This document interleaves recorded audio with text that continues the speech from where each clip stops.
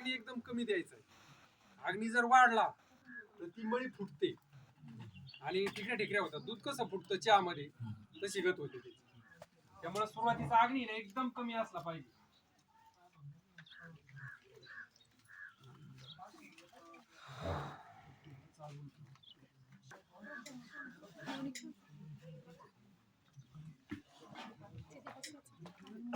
मोठा तळवट घ्या दादा, अलीकडचा. आता आपण पुढे चालूया.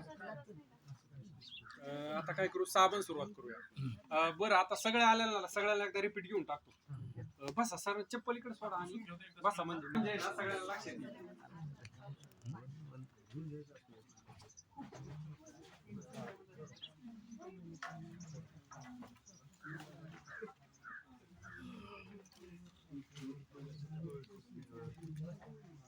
आता सगळ्यात पहिलं काय केलं, रस काढला. रस गाळून घेतला, 2 वेळा गाळला, बरोबर. त्याच्यामध्ये 30 लिटर